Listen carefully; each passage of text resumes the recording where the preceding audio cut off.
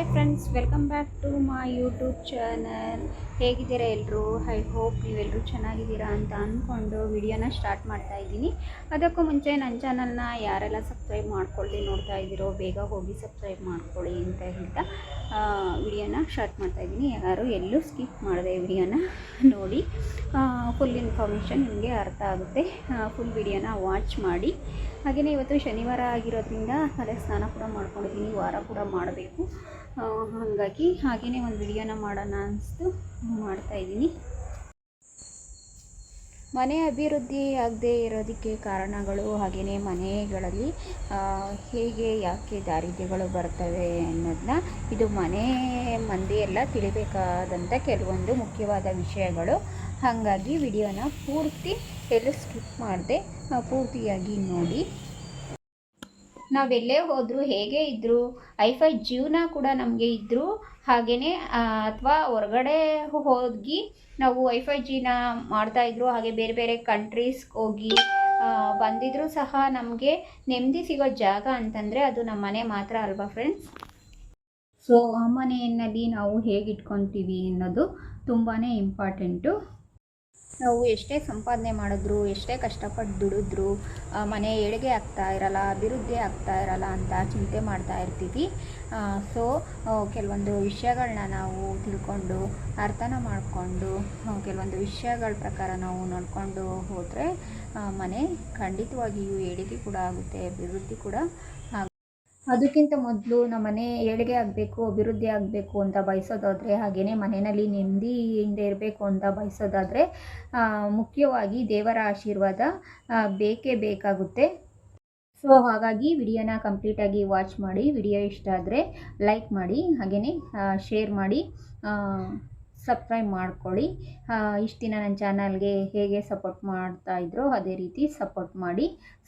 So ಯಾವಾಗಲೂ ನಾವು ನಮ್ಮ ಪರ್ಸ್ನಲ್ಲಿ ಚಿಲ್ಲರೆ ಅಮೌಂಟು ಮತ್ತು ನೋಟನ್ನು ಒಟ್ಟಾಗಿ ಇಡುವಂಥದ್ದು. ಈ ರೀತಿ ತಪ್ಪುಗಳನ್ನು ಮಾಡೋಕ್ಕೆ ಹೋಗಬೇಡಿ. ನಮ್ಮ ಪರ್ಸ್ನಲ್ಲಿ ಚಿಲ್ಲರೆ ಅಮೌಂಟ್ನ ಇಡೋದಕ್ಕೆ ಸಪ್ರೇಟಾಗಿ ಒಂದು ಚಿಕ್ಕ ಪಾಕೆಟ್ನ ಕೊಟ್ಟಿರ್ತಾರೆ, ಹಾಗೆಯೇ ನೋಟ್ ಇಟ್ಕೊಳ್ಳೋಕ್ಕೂ ಬೇರೆ ಸಪ್ರೇಟಾಗಿ ಜಾಗನ ಕೊಟ್ಟಿರ್ತಾರೆ. ನೀವು ನೋಡಿಕೊಂಡು ಚಿಲ್ಲರೆ ಅಮೌಂಟ್ ಒಂದು ಕಡೆ ಮತ್ತು ನೋಟ್ನ ಒಂದು ಕಡೆ ಇಟ್ಕೋಬೇಕಾಗುತ್ತೆ. ನಮ್ಮ ಪರ್ಸ್ನ ವಾಲೆಟ್ನಲ್ಲಿ ಅಂತಂದರೆ ಪರ್ಸ್ನಲ್ಲಿ ಚಿಲ್ಲರೆ ಅಮೌಂಟ್ನ ಸಪ್ರೇಟಾಗಿ ಹಾಗೆ ನೋಟನ್ನು ಸಪ್ರೇಟಾಗಿ ನೋಡಿಕೊಂಡು ನೀವು ಇಟ್ಕೋಬೇಕಾಗುತ್ತೆ. ಹಾಗೆಯೇ ನಾವು ದೇವಸ್ಥಾನಗಳಿಗೆ ಹೋಗಿ ದಾನ ಧರ್ಮ ಮಾಡ್ತೇನೆ ಊಟನ ಮಾಡಿ ಬರುವಂಥದ್ದು. ಈ ತಪ್ಪನ್ನು ಕೂಡ ಯಾರು ಕೂಡ ಮಾಡೋಕ್ಕೆ ಹೋಗಬೇಡಿ. ಏಕೆಂತಂದರೆ ನಾವು ದೇವಸ್ಥಾನಕ್ಕೆ ಹೋಗಿ ಹುಂಡಿಗೆ ಕಾಣಿಕೆಯನ್ನು ಹಾಕ್ಬೋದು, ಹಾಗೆಯೇ ಅನ್ನದಾನ ಮಾಡೋ ಜಾಗದಲ್ಲೂ ಕಾಣಿಕೆನ ಕೊಟ್ಟು ಊಟನ ಮಾಡ್ಕೊಂಡು ಬರುವಂಥದ್ದು ಇದು ಇರೋ ಪದ್ಧತಿ. ನಾವು ಈ ಪದ್ಧತಿನ ಅನುಸರಿಸಬೇಕು. ಕೆಲವರು ಏನು ಮಾಡ್ತಾರೆ ಅಂತಂದರೆ ದೇವಸ್ಥಾನದ ಹುಂಡಿಗೂ ಕಾಣಿಕೆ ಹಾಕೋದಿಲ್ಲ, ಹಾಗೆಯೇ ಅನ್ನದಾನ ಮಾಡ್ತಿರೋ ಜಾಗದಲ್ಲೂ ಕೂಡ ಕಾಣಿಕೆನೇ ಹಾಕ್ತೆ ಹಾಗೆಯೇ ಊಟ ಮಾಡ್ಕೊಂಬರೋ ಅಂಥದ್ದು. ಈ ತಪ್ಪನ್ನು ಮಾಡಬೇಡಿ. ಏಕೆಂತಂದರೆ ಉಂಡಿಗೆ ಹಾಕಿದ್ರೂ ಮತ್ತು ಅನ್ನದಾನ ಜಾಗದಲ್ಲಿ ಹಾಕಿದ್ರೂ ಪರವಾಗಿಲ್ಲ, ಯಾವುದಾದ್ರೂ ಒಂದು ಜಾಗದಲ್ಲಿ ಹಾಕಿದ್ರೂ ಪರವಾಗಿಲ್ಲ. ನಿಮ್ಮ ಶಕ್ತಿ ಅನುಸಾರ ₹1 ಆಗಿರ್ಬೋದು, ₹2 ಆಗಿರ್ಬೋದು, ₹10, ₹20 ಎಷ್ಟು ಬೇಕಾದರೂ ನಿಮ್ಮ ಶಕ್ತಿ ಅನುಸಾರ ಹಾಕ್ಬೋದು. ಅಟ್ಲೀಸ್ಟ್ ನಿಮ್ಮ ಹತ್ರ ₹1, ₹2 ಸಹ ಇರುತ್ತಲ್ವ, ಅದನ್ನು ಕೂಡ ಹಾಕ್ಬಿಟ್ಟು ನೀವು ಹಾಗೆಯೇ ಊಟ ಮಾಡಿಕೊಂಡು ಬನ್ನಿ. ಹಾಗೆ ಕೆಲವರು ಇರ್ತಾರೆ ಫ್ರೀಯಾಗಿ ₹1 ಕೊಡ್ದೇನೆ ಫ್ರೀಯಾಗಿ ಊಟ ಮಾಡಿಕೊಂಡು ಬಂದ್ಬಿಡ್ತಾರೆ. ಈ ರೀತಿ ತಪ್ಪನ್ನು ಮಾಡಿದ್ರೆ ನಮ್ಮ ಮನೆಗೆ ಖಂಡಿತವಾಗಿಯೂ ದಾರಿದ್ರ್ಯ ಬರುತ್ತೆ. ಈ ಪದ್ಧತಿ ನೀವು ಯಾವುದೇ ಪುಣ್ಯಕ್ಷೇತ್ರಗಳಿಗೆ ಹೋದಾಗ ಅಲ್ಲಿ ಅನ್ನಸಂತರ್ಪಣೆ ನಡೀತಿರೋ ಜಾಗದಲ್ಲಿ ಅಟ್ಲೀಸ್ಟ್ ₹1, ₹2 ನಿಮ್ಮ ಹತ್ರ ಇದ್ದೇ ಇರುತ್ತಲ್ವ, ಅದನ್ನಾದರೂ ಕೊಟ್ಟು ಊಟನ ಮಾಡ್ಕೊಂಡು ಬನ್ನಿ. ಹಾಗೆಯೇ ನೀವು ನಾಗರ ಪೂಜೆ ಏನಾದರೂ ಪದ್ಧತಿನ ಅನುಸರಿಸ್ತಾ ಇದ್ದರೆ, ನಿಮಗೆ ನಾಗದೋಷ ಏನಾದರೂ ಇದ್ದರೆ, ಹಾಗೆಯೇ ದಿನ ನಿಮ್ಮ ಕನಸಿನಲ್ಲಿ ಹಾವೇನಾದರೂ ಬರ್ತಾ ಇದ್ದರೆ ಇದಕ್ಕೆಲ್ಲ ಕಾರಣ ನೀವು ದೇವ್ರನ್ನ ಮರ್ತಿದ್ದೀರಾ ಅಂತ, ಇನ್ ಕೇಸ್ ನಿಮ್ಮ ಮನೆ ದೇವ್ರನ್ನ ಮರ್ತಿದ್ದೀರಾ ಅಂತ ಅರ್ಥ. ಈ ಎಲ್ಲ ಕಾರಣದಿಂದನೂ ಸಹ ನಮ್ಮ ಮನೆಗೆ ದಾರಿದ್ರ್ಯ ಕೂಡ ಬರುತ್ತೆ. ಹಾಗೆಯೇ ನಾಗರ ಪೂಜೆನ ನೀವು ಏನಾದರೂ ಮಾಡ್ತಿದ್ದು ಅದನ್ನು ಈಗ ಮಾಡ್ತಾ ಇಲ್ಲ, ಮರ್ತ್ಬಿಟ್ಟಿದ್ದೀವಿ ಅಂತ ಅಂದ್ರೂ ಸಹ ನಮ್ಮ ಮನೆಗೆ ದಾರಿದ್ರ್ಯ ಖಂಡಿತವಾಗಿಯೂ ಈ ಕಾರಣದಿಂದನೂ ಬರುತ್ತೆ. ಇದಕ್ಕೆ ಪರಿಹಾರ ಏನಪ್ಪ ಅಂತಂದರೆ, ಪ್ರತಿ ಮಂಗಳವಾರ ನಿಮ್ಮನೆ ಹತ್ರ ಇರೋ ಸುಬ್ರಹ್ಮಣ್ಯ ದೇವಸ್ಥಾನಕ್ಕೆ ಹೋಗಿ ಪೂಜೆನ ಮಾಡಿಸ್ಕೊಂಬರೋದ್ರಿಂದ ಪರಿಹಾರ ಕೂಡ ಮಾಡ್ಕೋಬೋದು. ಹಾಗೆಯೇ ಕುಕ್ಕೆ ಸುಬ್ರಹ್ಮಣ್ಯಗೂ ಸಹ ಒಂದು ಸರಿ ಹೋಗಿ ಬಂದರೆ ಇನ್ನೂ ಒಳ್ಳೆಯದಾಗುತ್ತೆ. ಇನ್ನು ದೇವ್ರುಗಳಿಗೆ ನಾವು ಹರಕೆನ ಕಟ್ಕೊಂಡಿರ್ತೀವಿ. ಹರಕೆನ ಕಟ್ಕೊಂಡು ಎಲ್ಲವನ್ನು ಕೂಡ ಒಂದು ಕಡೆ ಇಟ್ಬಿಟ್ಟಿರ್ತೀವಿ. ಅದು ನಮಗೆ ನೆನಪಿರಲ್ಲ, ನಾವು ಯಾವ ದೇವ್ರಿಗೆ ಕಟ್ಟಿದ್ದೀವಿ, ಏನಕ್ಕೋಸ್ಕರ ಕಟ್ಟಿದ್ದೀವಿ ಅನ್ನೋದು ನೆನಪಿರಲ್ಲ. ಅದ್ರ ಬದಲು ನಾವು ನೆನಪಿಟ್ಕೊಂಡು ಹರಕೆನ ತೀರಿಸೋದು, ಯಾವ ದೇವ್ರಿಗೆ ಕಟ್ಟಿದ್ದೀವೋ ಆ ದೇವರಿಗೆ ಹರಕೆನ ತೀರಿಸೋದು, ತಲುಪಿಸೋದು ಒಳ್ಳೇದಲ್ವಾ. ನಮಗೆ ಕಷ್ಟ ಬಂದಾಗ ಇಮ್ಮಿಡಿಯೇಟಾಗಿ ದೇವ್ರನ್ನ ನೆನಪು ಮಾಡ್ಕೋತೀವಿ, ಹರಕೆನ ಕಟ್ಕೋತೀವಿ. ಹಾಗೆಯೇ ನಾವು ಹರಕೆ ಕಟ್ಟಿದ ಮೇಲೆ ಯಾವ ದೇವ್ರಿಗೆ ಕಟ್ಟಿದ್ದೀವಿ ಅನ್ನೋದನ್ನ ನೆನಪಿಟ್ಕೊಂಡು ಆ ದೇವರಿಗೆ ಹರಕೆನ ತಲುಪಿಸೋದು ಉತ್ತಮ. ಇಲ್ಲ ಅಂದರೆ ಈ ಕಾರಣದಿಂದನೂ ಕೂಡ ಮನೆಗೆ ಕಷ್ಟ ತಪ್ಪಿದ್ದಲ್ಲ, ಹಾಗೆಯೇ ಮನೆಗೆ ದಾರಿದ್ರ್ಯ ಕೂಡ ಬರುತ್ತೆ. ಮನೆಯಲ್ಲಿರುವ ಕೆಲವೊಂದು ವಸ್ತುಗಳನ್ನ ಆರ್ಗನೈಸ್ ಮಾಡಿ ಇಟ್ಕೋಬೇಕಾಗುತ್ತೆ. ಎಲ್ಲಂದು ಅಲ್ಲೇ ಇಟ್ಬಿಡೋದು, ಎಲ್ಲಂದು ಅಲ್ಲೇ ಬಿಸಾಡ್ಬಿಡೋದು, ಈ ರೀತಿ ಮಾಡೋದ್ರಿಂದ ಮನೆಗೆ ಕಷ್ಟ ತಪ್ಪಿದ್ದಲ್ಲ. ಈ ಕಾರಣದಿಂದನೂ ಮನೆಗೆ ದರಿದ್ರ ಬರುತ್ತೆ. ಹಾಗಾಗಿ ಮನೆನ ಯಾವಾಗಲೂ ಸ್ವಚ್ಛವಾಗಿ ಇಟ್ಕೋಬೇಕು. ಅರಿಶಿಣದ ನೀರಿಂದ ಸ್ವಚ್ಛ ಮಾಡ್ಕೋಬೇಕು.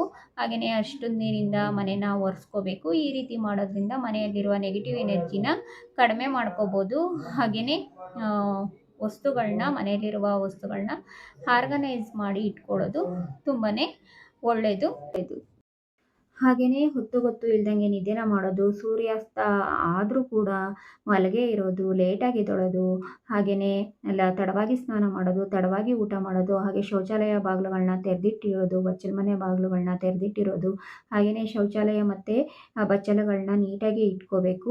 ಆಮೇಲೆ ಅತಿಥಿಗಳು ಮತ್ತು ನೆಂಟರು ಯಾರಾದರೂ ಬರ್ತಾ ಇದ್ದಾರೆ ಅಂದಾಗ ಮನಸಲ್ಲೇ ಬೇಜಾರು ಮಾಡ್ಕೊಳ್ಳೋದು, ಅಂದರೆ ಅವ್ರಿಗೆ ಮಾಡಿಕ್ಬೇಕಲ್ಲಪ್ಪ, ಅವ್ರನ್ನ ನೋಡಬೇಕಲ್ಲಪ್ಪ ಅಂತ ಅಂದ್ಕೊಳ್ಳೋದು. ಮತ್ತು ಅತಿಥಿ ಸತ್ಕಾರ ಅಂತಂದರೆ ತುಂಬಾ ಒಳ್ಳೆಯದು.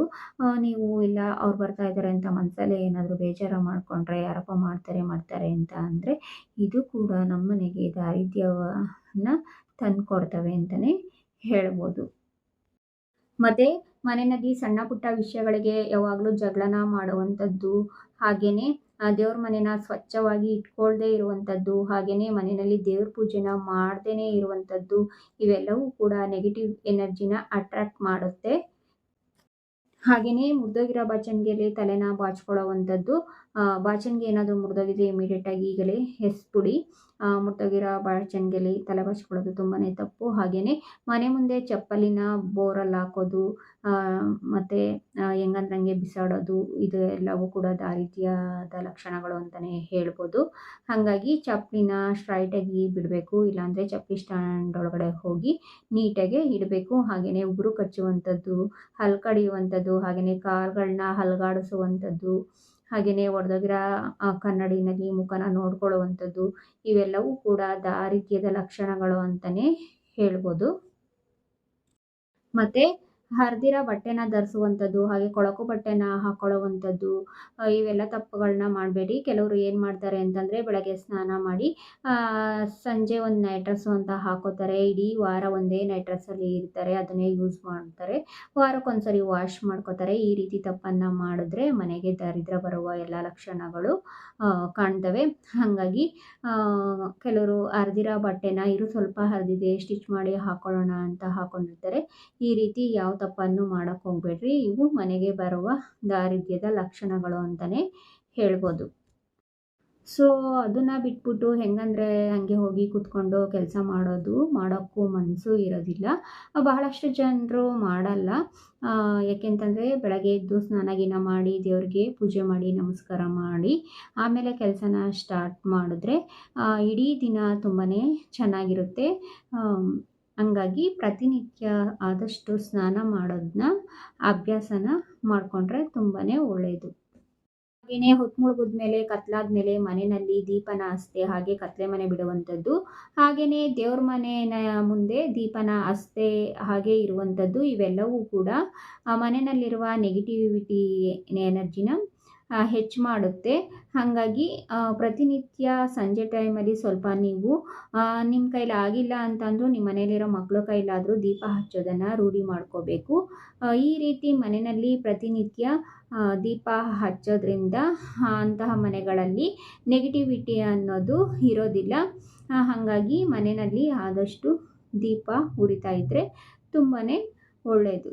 ಮತ್ತು ಅಡುಗೆ ಮನೇನ ಸ್ವಚ್ಛವಾಗಿ ಇಟ್ಕೊಳ್ದೇ ಇರೋದು, ಹಾಗೆಯೇ ಪ್ರತಿನಿತ್ಯ ಆಹಾರನ ವೇಸ್ಟ್ ಮಾಡೋದು, ಹಾಗೆಯೇ ಮನೆಗಳಲ್ಲಿ ಪದೇ ಪದೇ ಜಗಳನ ಮಾಡೋದು, ಮಕ್ಕಳುಗಳಿಗೆ ಕೆಟ್ಟ ಕೆಟ್ಟ ಪದಗಳಲ್ಲಿ ಬೈಯೋದು, ಹಾಗೆಯೇ ಮನೆಯಲ್ಲಿ ನಲ್ಲಿಗಳಲ್ಲಿ ನೀರು ಸೋರ್ತಾ ಇದ್ದರೆ ಸರಿ ಮಾಡಿಸ್ದೆ ಹಾಗೆಯೇ ಬಿಡೋದು, ಮನೆಗಳಲ್ಲಿ ದೊಡ್ಡವರು ಇರ್ತಾರೆ ಅವ್ರಿಗೆ ಮರ್ಯಾದೆ ಗೌರವ ಕೊಡದೇ ಇರೋದು, ಹೆಣ್ಮಕ್ಳಿಗೆ ಗೌರವ ಕೊಡ್ದಿರ ಮಾತಾಡಿಸೋದು, ಇವೆಲ್ಲವೂ ಕೂಡ ನಮ್ಮ ಮನೆಯಲ್ಲಿ ನೆಗೆಟಿವ್ ಎನರ್ಜಿನ ಅಟ್ರ್ಯಾಕ್ಟ್ ಮಾಡುತ್ತೆ.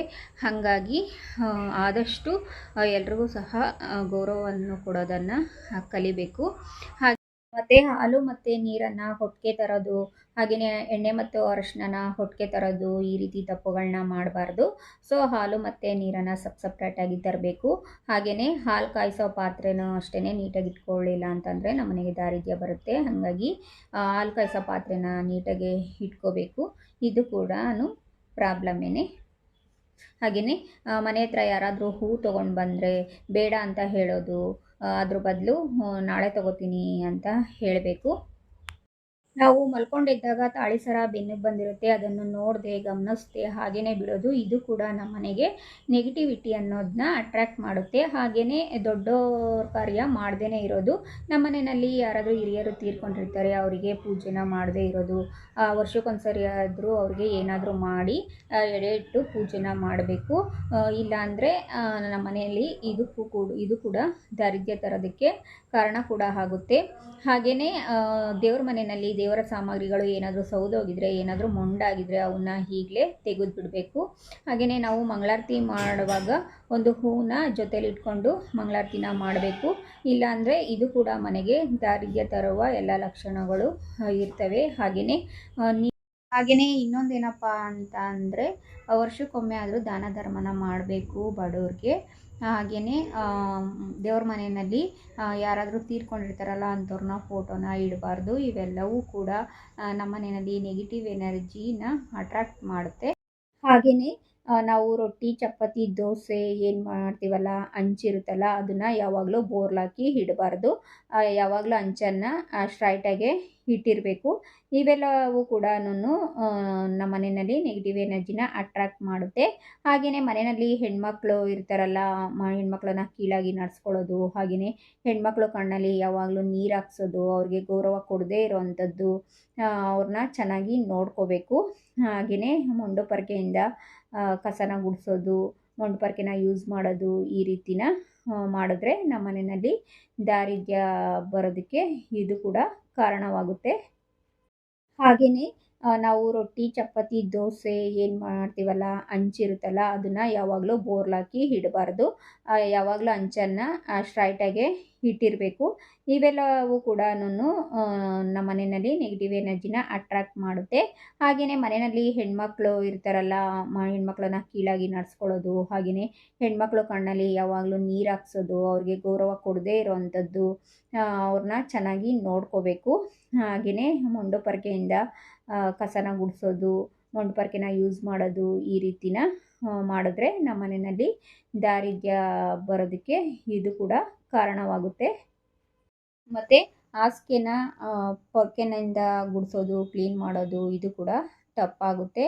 ಹಾಗೆಯೇ ದೇವ್ರಿಗೆ ಹಣ್ಣನ್ನು ಇಡಬೇಕಾದ್ರೆ ಹಣ್ಣಿನ ತುದಿನ ಮುರಿದೇ ಹಾಗೆ ಇಡೋದು, ಹಾಗೆಯೇ ದೇವ್ರಿಗೆ ನೈವೇದ್ಯನ ಪ್ಲಾಸ್ಟಿಕ್ ಪೇಪರ್ಗಳಲ್ಲಿ ಹಾಗೆ ಪ್ಲೇಟ್ಗಳಲ್ಲಿ ಇಡೋದು, ಇದು ಕೂಡ ತಪ್ಪು. ಹಾಗಾಗಿ ದೇವ್ರಿಗೆ ನೈವೇದ್ಯ ಇಡೋಕ್ಕಿಂತ ಮುಂಚೆ ಹಣ್ಣಿನ ತುದಿನ ಮುರಿದು ಅಥವಾ ಗಿಲ್ಬಿಟ್ಟು ಇಡುವಂಥದ್ದು, ಹಾಗೆಯೇ ನೈವೇದ್ಯನ ಕಾಪರ್ ಅಥವಾ ಬ್ರೌನ್ಸ್ ಪ್ಲೇಟ್ಗಳಲ್ಲಿ ಇಡುವಂಥದ್ದು, ಇವೆಲ್ಲವೂ ಕೂಡ ನಮ್ಮ ಮನೆಗೆ ದಾರಿದ್ರ್ಯ ಬರೋದಕ್ಕೆ ಕಾರಣ ಕೂಡ ಆಗ್ತವೆ.